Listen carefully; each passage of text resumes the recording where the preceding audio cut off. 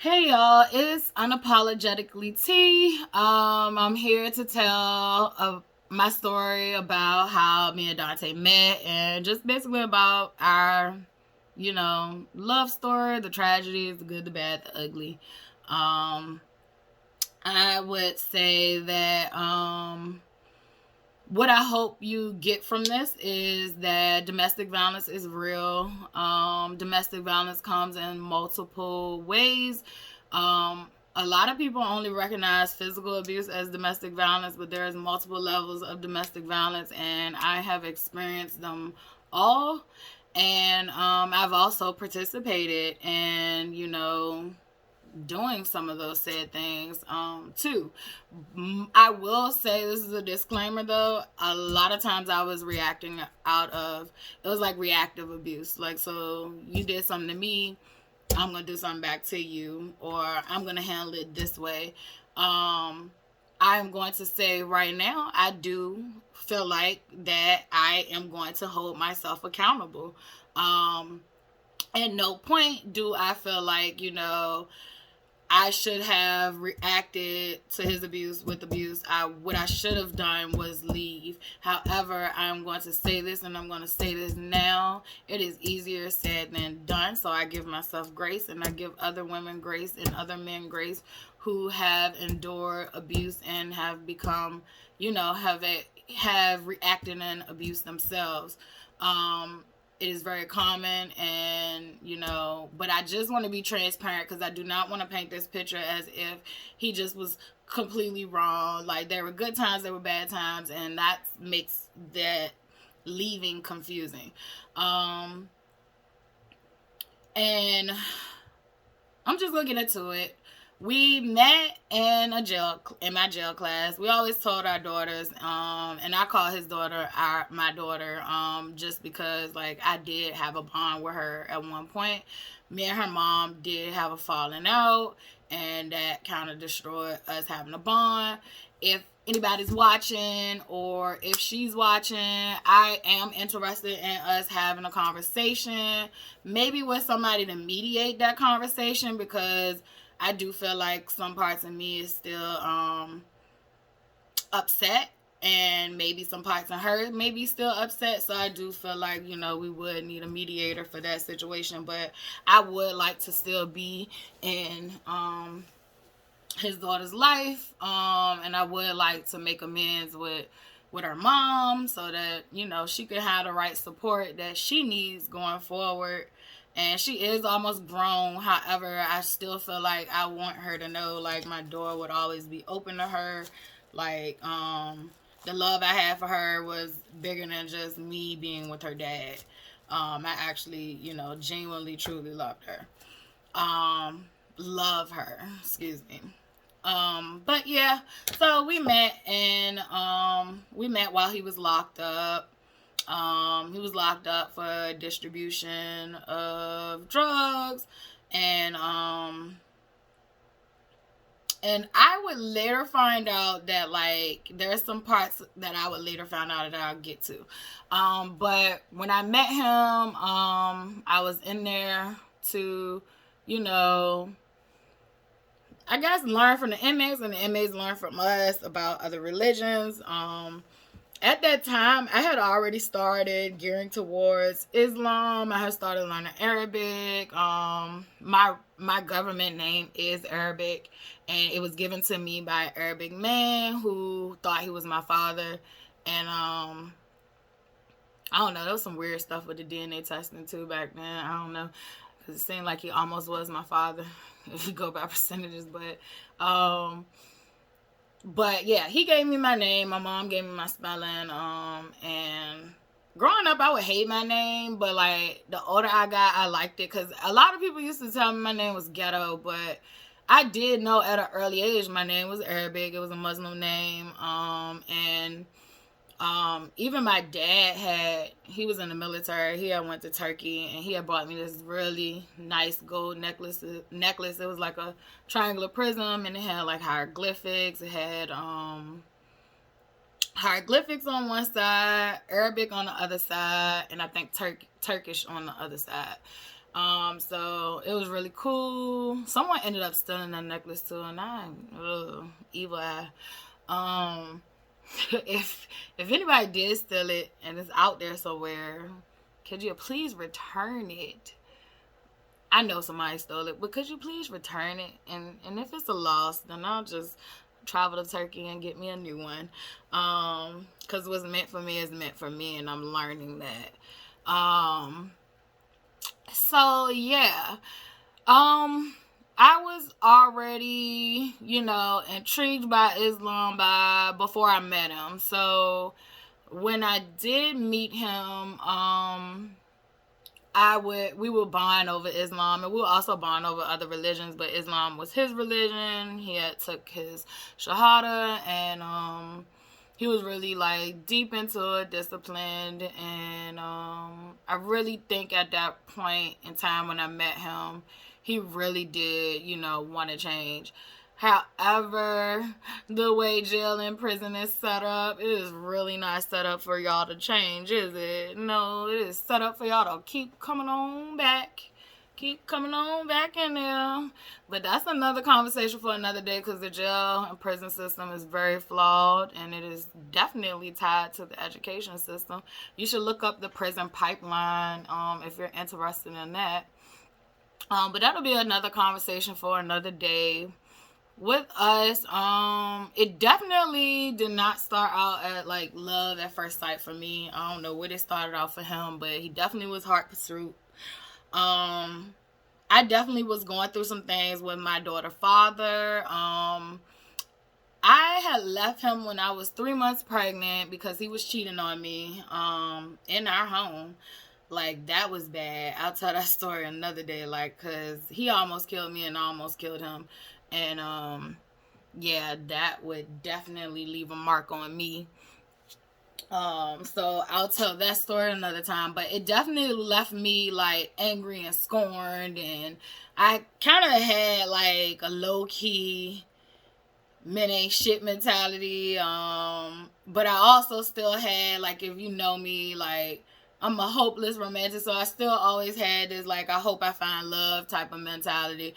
But that was a battle. Like, it's like one moment, like, I feel like, oh, I like you, you feel good, but it's like one wrong thing is like, you ain't shit, you done let me down. And so I definitely was in a vulnerable state, and I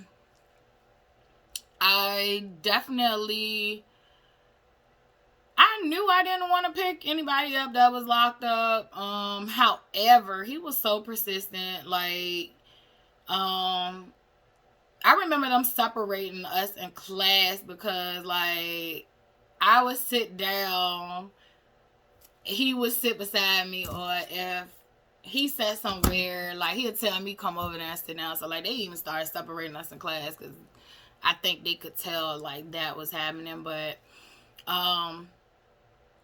we had journals too in class, so I think I was one of few students who actually made my journal personal. So I put pictures of, like, my family, friends, just let them see outside life through, because I feel like a lot of people that's locked up, like, if they don't get pictures, if they don't get, family visits and all that stuff, like, they do not get to see outside life and all that stuff. So I made my journal personal, and it was academic. So I had my academic work in there, and I also had my personal stuff in there. And one thing about me is I have always been a person who could feel other people's pain, happiness, whatever you feeling. Like, I can feel that. I call myself a seer because sometimes I felt like I used to, like, I feel like I have visions of things before they happen. Some people call it premonitions, whatever. I call it visions, or I just call myself a seer. I also identify now as a healer because now I know that, I do have the ability to heal. However, I am very stingy with that now. Now that I know, I'm very stingy with that because it consumes a lot of my positive energy, and it also requires me to, get rid of negative energy that I'm absorbing. But And I don't even have to touch you to heal. Like, we can have a conversation, and most times I have the ability to make people feel better. And I wasn't even realizing I could do that, but I think definitely I provided that for him while we were in class, but I still felt like it was platonic. I didn't never feel like, like I'm really feeling this guy. Ice Spice. He thought I was feeling you. But nah, I definitely I don't know. I was like, oh, he like you. But I wasn't there. Um and I also was dating other people too at that time, but I wasn't happy with the people I was dating at all. But I would say by the end of the jail class, like, and I met so many dope people in that jail class. Like, even the world is so small and so funny. Like, Charlotte's preschool best friend ended up being a niece to one of the inmates that was there. I remember him. He was so sweet, and I remember him just always missing his son. And yeah, but we would end up reconnecting when I went to go pick Charlotte up from her best friend's house.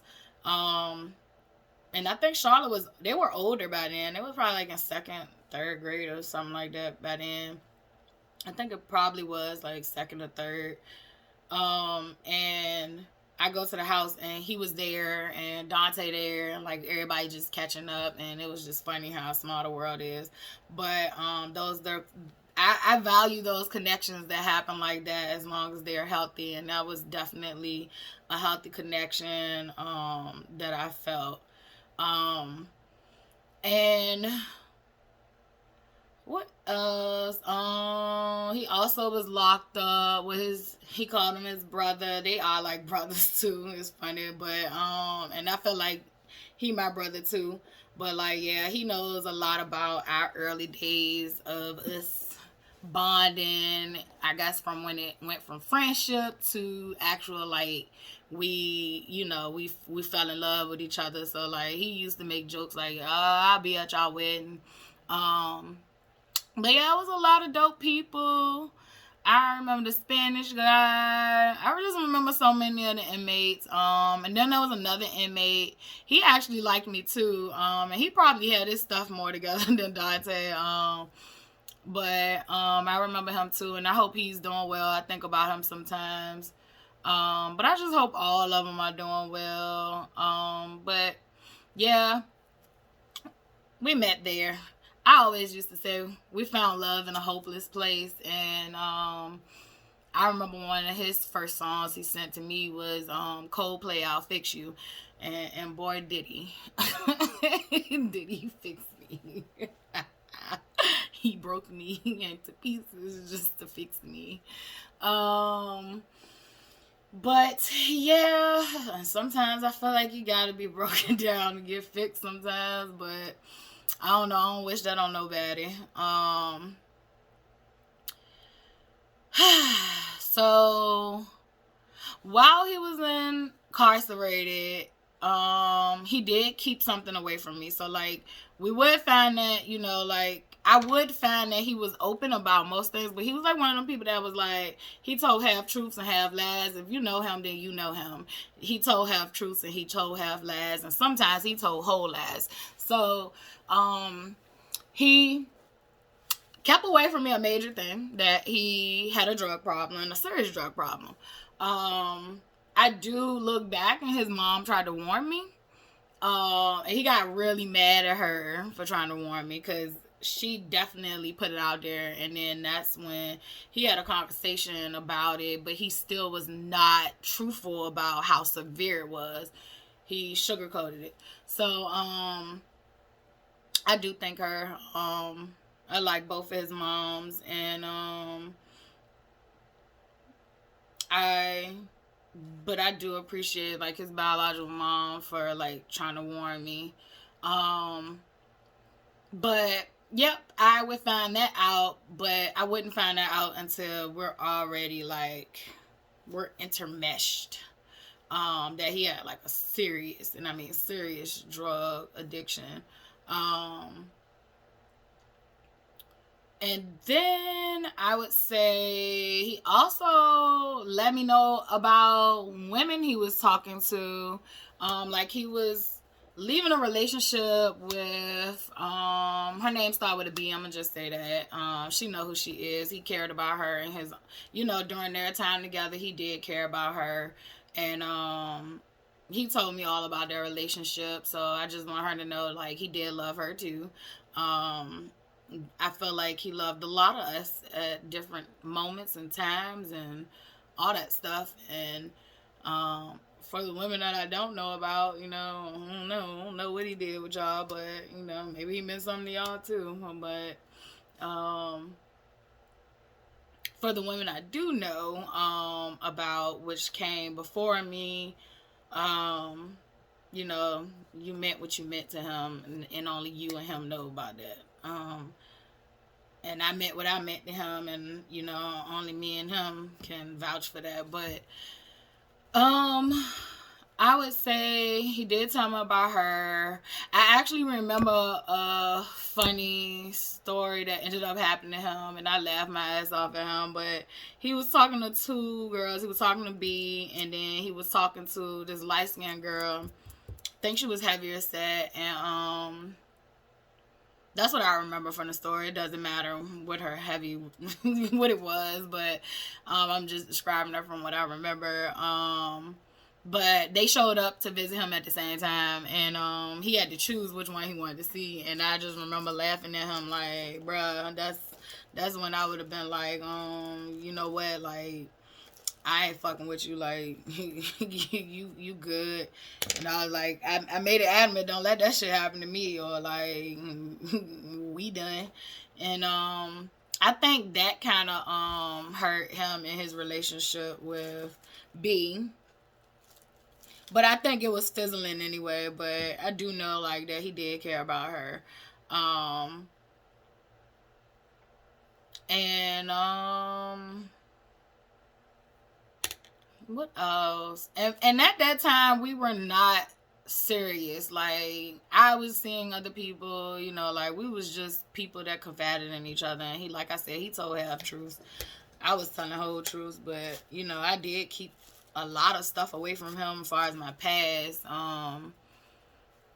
We wouldn't get into stuff about my past until we actually started living together and stuff like that. But he would come home maybe like a year later. I can't remember. It's foggy. But he would come home. That's when I would find out that he was like had a drug problem. It's probably like 2 or 3 months, maybe 4, into him being out.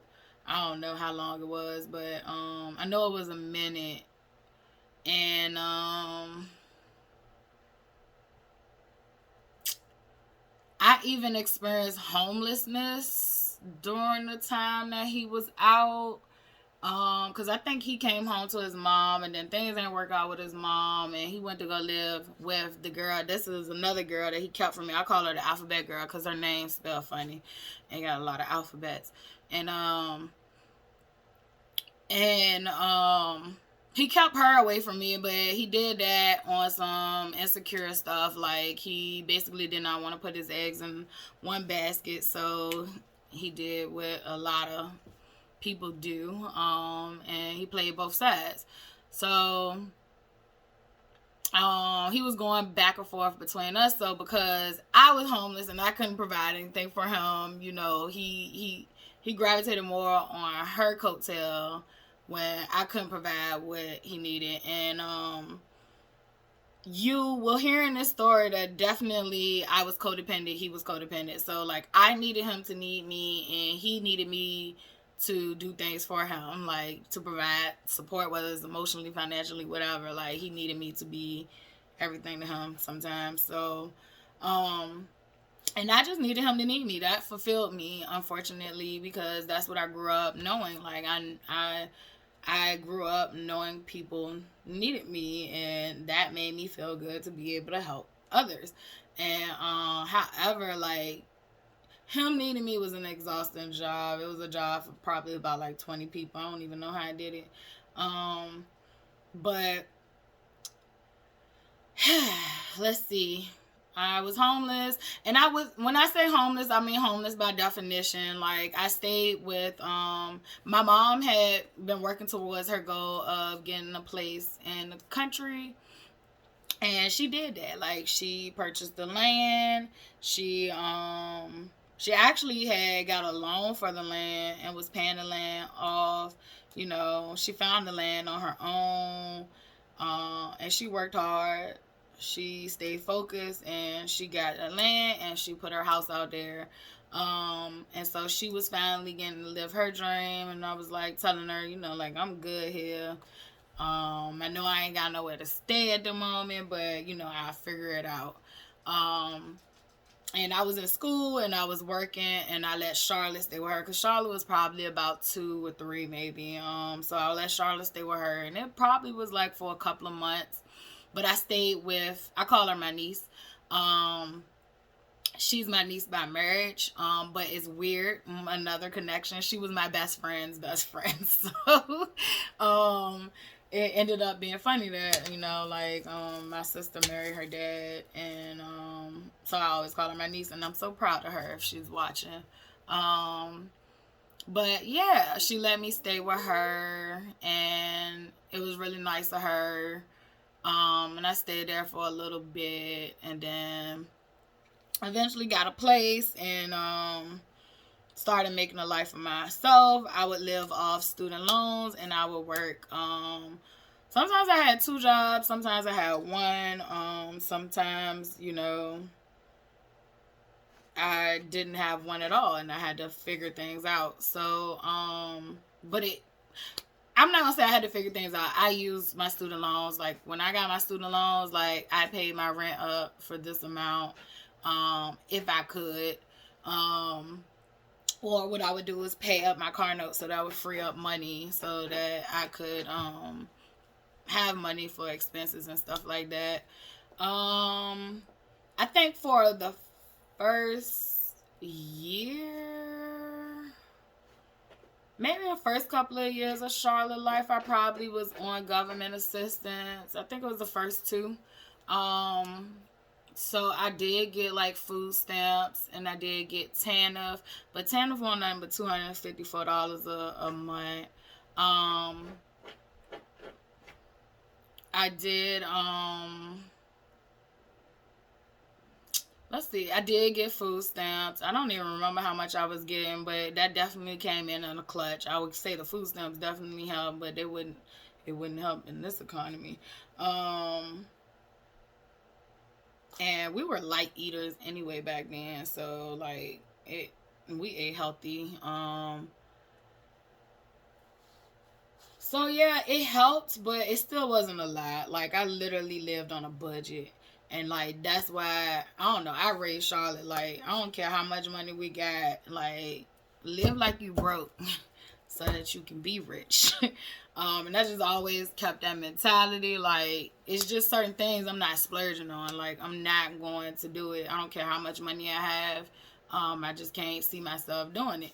And there are some things that I feel like you do have to buy a nice quality, or you're going to find yourself having to keep replacing it. But yeah, like, I don't know. Money-wise, I made $1 stretch. I also used to try to turn $1 into something. So yeah, that's just something that I'm happy that I have. I don't know which one of my ancestors provided that for me, but I think it was probably my mom. I watched my mom do okay money management wise, and I'm not the best, but I feel like for me to have impulse problems, like, I do well. And I definitely did well as far as our relationship. I was the one who made the money decisions, the one that paid the bills, the one that did good with the money. Like, he had money, it was mad money. He had fun money. Like, I will get there, but yeah. So we kind of had like a falling out during that time, because he definitely like went MIA. I remember even getting my place, like he didn't help me move into the place. But then once I did have to, like, get the stuff in there and all that stuff, that's when he wanted to show up and be a man. So like it was plenty of red flags, ladies and gentlemen, that I just did not pay attention to. I colored those red flags pink. I said, that's my man. That's my man. And we're gonna make it work. But them red flags was flagging. But I was just over there with a paintbrush, like, let's color it pink. Stop coloring these flags pink. They fucking red. They are not in between. They are not white. They are red. So, yeah, like, it was a lot of signs. But during that beginning phase, like, his drug addiction definitely would get out of hand. I'm not saying which drugs, just know that they were hardcore drugs. Like, this was definitely not for the faint of heart. Drug addiction. Like, it was past, lands on the table, if you get my drift. It was past that. So he would have a stealing problem. Like, he would go into the stores and steal, and he would also involve me into his antics, which, I forgive myself for. I was very young, and I'm no saint. I've stole before, even before I met him, but this was different for me. This was like, I had grew out of that, and I grew up, and I knew that it was wrong, and, like, even though, like, I never stole anything, I definitely participated in his little ring, and I definitely, learned a valuable lesson. It is very hard when you are in a relationship with a person who is manipulative, or definitely if you're in a relationship with a person who is struggling with substance abuse and you see them sick, and you don't want them to be sick anymore, because, like, when they're sick, they are really sick, and it looks very painful. Looks like the flu times 1,000. So, like, I made a lot of poor decisions because I loved him and I wanted, him to feel better. Earlier on in the relationship, he would steal from me. I nipped that in the bud. That was one thing, like, I wasn't gonna tolerate, like, stealing. Like, I worked hard for what I had. I barely had much, and we just weren't gonna do that. Like, so there was, consequences, repercussions to, stealing from me. And for some reason, that shit clicked. I will say, like, when I would stand on business with him about certain stuff, he definitely respected my boundaries. But if I did not have clear boundaries set up, or I did not advocate for myself, he definitely would walk over those boundaries. He would do the goddamn crip walk over those boundaries. So I definitely felt like a lot of the abuse I endured definitely came from me having a defeated spirit, and me just feeling like, fuck it, like, you can do whatever you want to do, like, I don't care anymore. And I also would attribute, a lot of the abuse I endured to him just being abusive and not realizing, he was abusive. And sometimes he did realize he was, and sometimes that led to a vicious cycle of, like, I can't face the things I've done, so, I'm gonna get high. But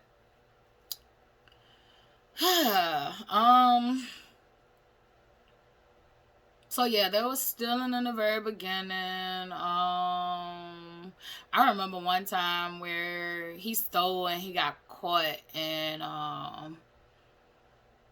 he had Charlotte. No, it was actually, I was in the car. I don't know if he took Charlotte in the store with him. I can't remember because it was so traumatic. And I was not, I will say I made a lot of mistakes as a parent, like a lot of mistakes that probably could have gotten my child taken away. And I thank God that she didn't get taken away, because that would have probably broke me. That right there probably would have took me out. But I definitely, my judgment was impaired at times, where I would not think clearly as a parent. And I forgive myself. Man, my child has I didn't let her tell me. I didn't let her have at me. And I'm happy I have, because, you know, things affected her. And they were my fault and they were his fault. And she had no control over it. She had to sit there and be a part of that. Now, a lot of things Charlotte did not know was going on. Charlotte did not know he was doing drugs until just recently, like he had passed away, or either when we left. Charlotte did not, she did not know a lot of things, but she definitely seen a lot of things at an early age. So I think what he used to do was like take her in the store so he could look less, I guess, thief, like less like a thief or something. And this particular time, like a secret shopper was in there, and like he got caught. And I almost got locked up. I almost got locked up because when they went to go search the car, he had a bag of powdered sugar in there. And I kept telling them, like, it's a bag of powdered sugar. Like, it's not like, you know, like, it's no drugs. Like, and then that shit was so big. And it wasn't like it was like in a saran wrap or a Ziploc bag. And I guess he used to use it to cut stuff with. And but I knew it was not drugs. Like, I knew that. And I mean, they should have known that, because that would have been a lot of drugs. And like, he wouldn't have been in the store stealing, right? All right. So I kept trying to tell them that, and they did not care. They got super aggressive with me. They just thought they had, you know, this big case, but they ended up like realizing it, testing it. It came back, and it didn't hit any of those markers on there. But it definitely, that left a huge impression on me. And soon after that started happening, it started spiraling out of control. There was one point after that situation happened where he would start introducing drugs to me. And so I am being transparent with you. I have experimented with drugs, but not on a level of like I did it every day. It was just like I have. I'm just gonna be transparent. Like, I have snorted coke. I have snorted heroin, and that's where my drug experience go. I never did any psychedelics like Molly or acid or ecstasy. Like, I always felt like for those drugs, like, my brain is already, I keep saying it, like, my brain already can go to outer space. Like, I can walk around you and not be here. So, like, I definitely, you know, try to stay away from those type of drugs, because I just feel like I'm already out of space, and I want to be able to know how to come back and go back, come back, all that stuff. And I just don't know how that stuff will affect me. With those two things, I also was scared to take those too, but it was more like, you know, he asked me to do them, and like, I feel like maybe like I probably did that for like 2 days, and soon after like that happened, and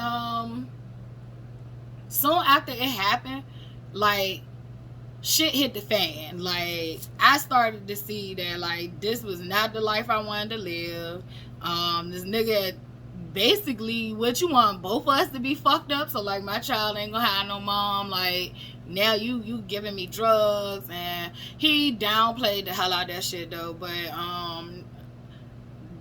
that was real. Like, and now I thank God. Like, I thank God to this day that I did not like neither one of those drugs when I tried them. Like, and I knew I probably wasn't gonna like heroin, because I knew I did not like Percocets. Like, I hated the way Percocets made me feel. When I was 16, I had to have carpal tunnel surgery, so I was walking around with Percocets in my system, and I hated it. It felt like a zombie. I hate anytime I feel like a zombie walking around. I don't like it.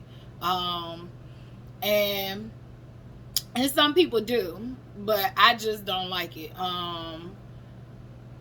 I did not know much about coke, but that it was an upper. Like, I mean, I knew drugs and uppers, downers, all that stuff. I knew that information, but I didn't know how I would react to it. I didn't like that. I took that and got irritated, and I was like, I thank God. I thank my spirit team, like my ancestors. I thank them because, like, it just wasn't for me, and unfortunately, that's not always the case for some women and men too. And I'm gonna always, say women and men, because this don't matter whether you male or female. Domestic violence is domestic violence, and coercion to do stuff is real. People can always say, well, you can just say no. Yeah, it seems that simple, but like, for me, I would have never tried to go do those drugs on my own. But because he's somebody that I did love, somebody that I did trust, I did sit there and actually, listen. And he kind of used like coercion with that situation, like, because he was telling me how, like, his brother and his wife were, I guess, taking ecstasy, and he tried to use that to get me to do the shit he was doing. And I was like, but you could have turned me into a whole goddamn addict. Ecstasy is way different from far as addictive patterns than coke and goddamn heroin. But I don't know. I definitely I look back on that part, and that's one of the parts that, like, disappoints me the most, because, like, I prided myself in not going down that path before I had met him, because I watched my parents struggle with that. Like, my biological father struggled with alcohol, my mom struggled with alcohol, and she called it freebasing, because I don't think she was doing, like, the stuff. The way she explained to me was freebasing was cocaine,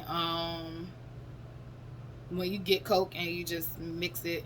But she would always say she wasn't doing crack. Like, I guess, like Whitney said, crack is whack. Like, I just feel like all of it's whack, but it's put out here to have us in a chokehold, so I don't judge nobody. But she struggled with that. My stepdad struggled with it. So, like, I just grew up seeing it. I grew up seeing it in my community. I grew up seeing it, outside my community. I grew up seeing it just everywhere. Like, it was everywhere. When I got to college, it was there. Like, it just was everywhere. And I tried, my best to stay in my own lane. But getting with him would be, me getting out of my lane multiple times. I would say that after that happened, I ended up smoking some weed one night. I think my cousin had gave me some weed. I hit my cousin up and got some weed from her, which I was a weed smoker prior to meeting him. I was a Black and Mild smoker prior to meeting him. I did transition from Black and Milds to cigarettes, because I found out Black and Milds were, like, more dangerous. Like, it's like 5 cigarettes in one, so I was like, I might as well smoke cigarettes. And I just used to do that because I had anxiety issues, and I hadn't tapped into mental health resources like I should have. But I would definitely say that night when I smoked, I saw him for who he was, and I panicked. Like, I think he had took my car that day and lied and didn't bring me back my car on time. And he just made up this lie about he had to help his brother, and it just ain't sound right. I was just sick of his shit, and I was young, and I just like, I don't want this to be my life. And I ended up breaking up with him while I was high, like, because I just saw that shit for what it was. I'm like, this nigga giving me drugs, like, this is not the life I wanted to live. And that night he scared me, and that would be the night that I first saw, like, I don't know, like, I call it a demon. Like, he was not him. It was somebody else. He started pacing around the house, and he started, like, pacing around, walking around in circles. I even think he was talking to himself, and, like, that shit scared me. I mean, I just broke up with you. And, like, he's a big guy. He's intimidating and all that stuff. Like, I panicked, and then I'm already smoking weed, so I'm paranoid. Like, he probably was paranoid. We both just fucking paranoid. And so I did call the police that night, and I did get somebody to come pick me up, and he had to end up leaving. So I think his brother came and got him, and somebody came and got me. I ain't feel safe staying in the house anymore because he knew where I live at, because he stayed there too. And so I ended up going to my mom's house, and we broke up. And that was like one of the hardest breakups ever. Like, I left my daughter father, and that was hard. But that breakup, it was hard. It was hard for to be apart from him. We definitely was attached to each other. And if y'all don't believe in soul ties, y'all need to go look it up and believe it, because it's real. You better be careful who you make connections with, and listen to yourself. In the beginning stages, that's why I said them red flags, they red, don't paint them pink. I would say that we probably stayed separated from each other for like maybe a couple of months. My mom did come stay down there with me to like console me and make sure I didn't go back to him, because that's one thing about it. My mom did not like him whatsoever. And I mean, I get it. You don't want your child with somebody that you know don't have that stuff together. And then she herself, she knew what drug addiction was. My mom did get clean when I got older. I would say probably like middle school. So she knew what drug addiction was, and she just didn't want that from me. I understand that. Like, she didn't want me to have to go through a hard path. But, yeah, I think we definitely were drawn to each other, because, like, we ended up getting back together. And when we did get back together, things changed a little bit, but he still, at no point was he not using drugs for, like, I mean, he would get clean, don't get me wrong, but it didn't last long, like, at all. So, it definitely was this secular abuse. So from there, it just started to be like the secular, like, abuse. I would become comfortable with hiding his secrets, because when I would tell family members, they would tell him stuff, like, it'll get back to him, and then when it get back to him, I have to deal with him. I have to, deal with the repercussions of it getting back to him. So, he definitely made it clear to me that I needed to, stop talking to his family about what was going on with him. And that's what I did. So if you are one of his family members and I used to confide in you and I just stopped because that's what I was told to do, and that's what I felt like would not rock the boat. So, we would move, because we would stay in Southside. We would move again, and we would live in Somerset.